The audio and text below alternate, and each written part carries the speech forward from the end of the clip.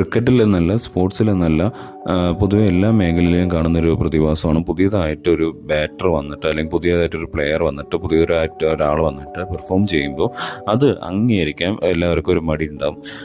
ഇന്നലെ ഇപ്പോൾ ശുഭ്മാൻ ഗിൽ ഒരു ഡബിൾ സെഞ്ചുറി അടിച്ചു. കൂടുതലും വിമർശനങ്ങളാണ് വരുന്നത്.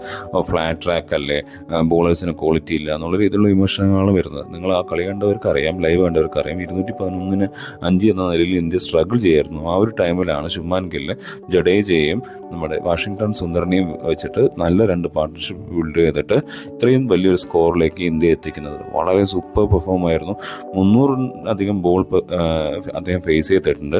അതിൽ 93% അദ്ദേഹത്തിൻ്റെ ബാറ്റിംഗ് കൺട്രോൾ. അതായത് അദ്ദേഹം ഫാൾസ് ഷോട്ടുകൾ, അദ്ദേഹം ഫാൾസ് ഷോട്ടുകൾ വളരെ കുറച്ച് മാത്രമാണ് കളിച്ചിട്ടുള്ളത്. ഇത് തന്നെ ചിലപ്പോൾ റെക്കോർഡായിരിക്കും. കാരണം 300+ ബോൾ കളിച്ചിട്ട് ഇത്രയും കൺട്രോളോടെ ബാറ്റ് ചെയ്യുക എന്നുള്ള 93% കൺട്രോൾ എന്ന് പറയുന്നത്, ബാറ്റിംഗ് കൺട്രോൾ എന്ന് പറയുന്നത് തന്നെ ഒരു റെക്കോർഡായിരിക്കാം. അപ്പോൾ അത്രയും സൂപ്പർബായിട്ടൊരു ഇന്നിങ്സ് ആയിരുന്നു.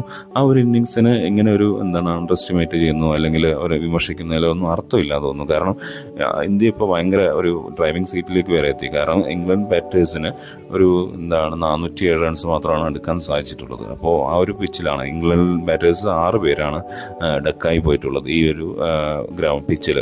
അപ്പോൾ തീർച്ചയായിട്ടും ശുഭ്മാൻ ഗില്ലിൻ്റെ സൂപ്പർബ് ഇന്നിങ്സ് ആയിരുന്നു, വളരെ സൂപ്പർ ഇന്നിങ്സ് ആയിരുന്നു.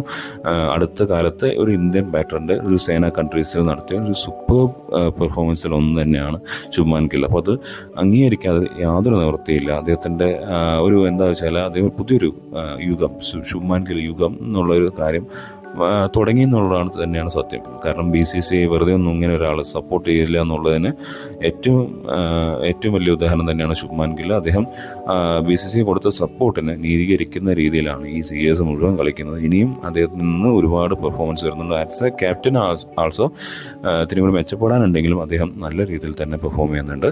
അപ്പോൾ തീർച്ചയായിട്ടും ഈ പോഡ്കാസ്റ്റ് ഇഷ്ടപ്പെടുകയാണെങ്കിൽ തീർച്ചയായിട്ടും ഒന്ന് ഷെയർ ചെയ്യാം, ഒന്ന് സപ്പോർട്ട് ചെയ്യുക, സബ്സ്ക്രൈബ് ചെയ്ത് സപ്പോർട്ട് ചെയ്യുക. നന്ദി.